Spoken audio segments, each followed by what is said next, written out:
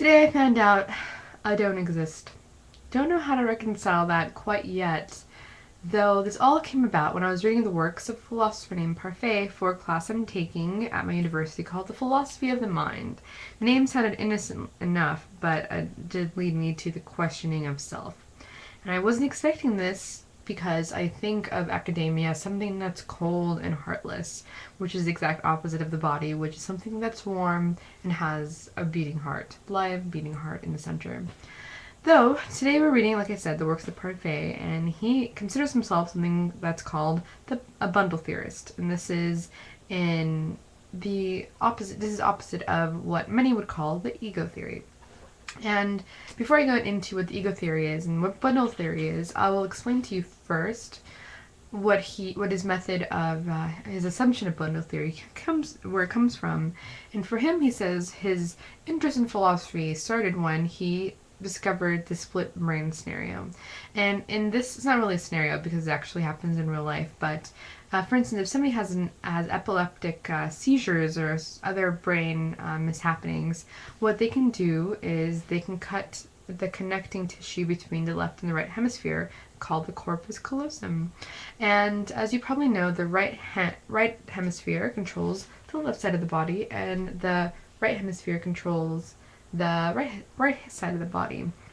And when they cut the corpus callosum, it actually stops the communication between the left and the right side of the brain.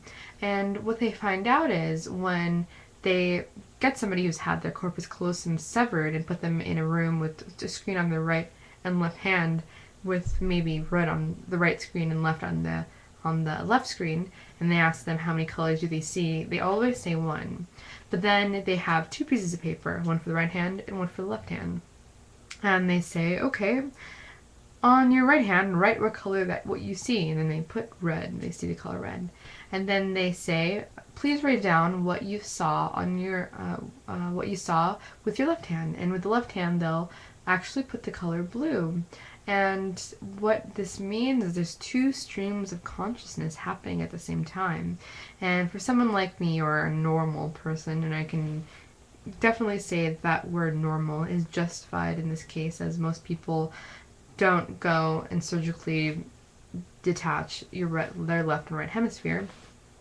The right and left hemisphere actually talk to each other, and this gives the illusion of an ego, or this one stream of consciousness. But what happens is, with this person with a split brain, that actually shows evidence of two streams of consciousness happening at the same time.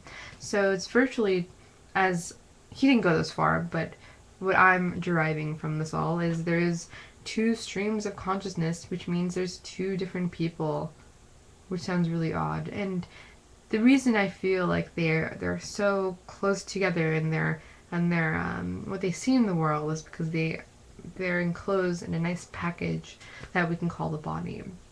So what my right eye sees, my left eye sees is pretty similar. So there really isn't a problem, but it really is two different apparatuses working together in order to, go about life. But then he was talking more so about this teleportation.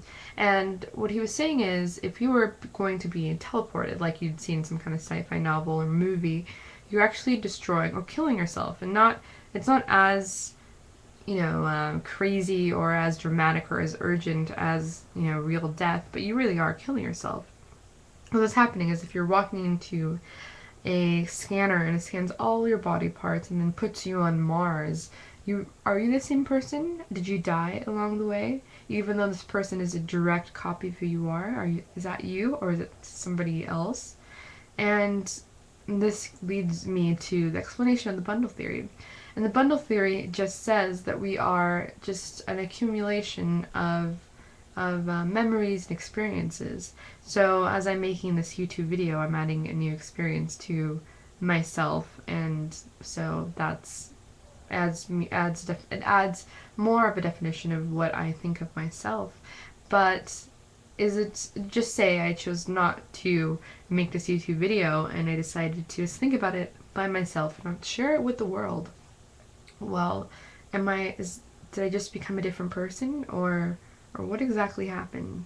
And for him, he's just saying that we're just bundles of experience and nothing more. And this is different than the ego theory, which says there's this one consciousness that resides within us that looks around and that, well, there's one soul that where the personer resides, or where the soul resides, but then of course that ignores the fact that our two brains are separate.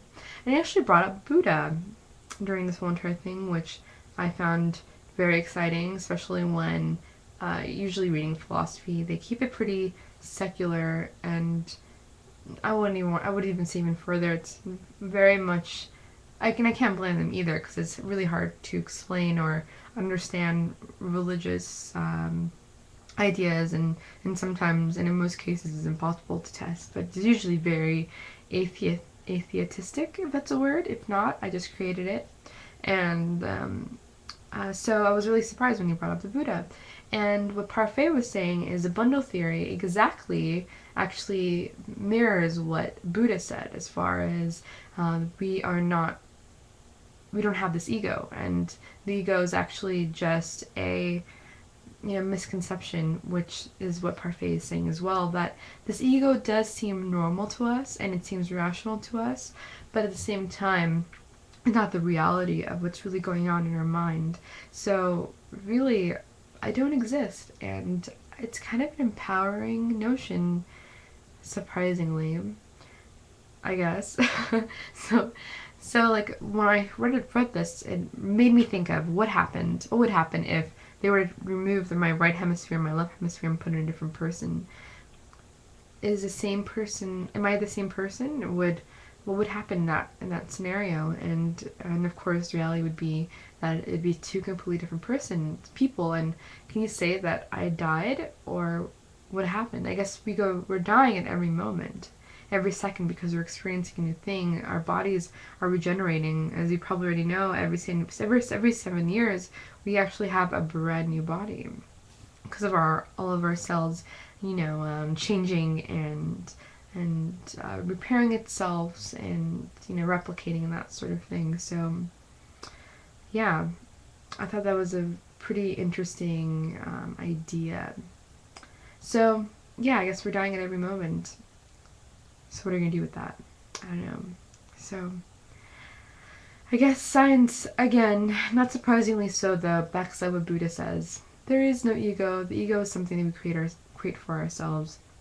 And I think this actually backs up the notion of evolution, and I guess this sounds kind of atheistic, and that's probably not the word, even if there was a similar word like I said earlier, but if consciousness really was an evolutionary step, another step up from, a living being, a learning being, starts out as a living being, and then it graduates to a thinking being, then a learning being, then a conscious being, that being humans, of course.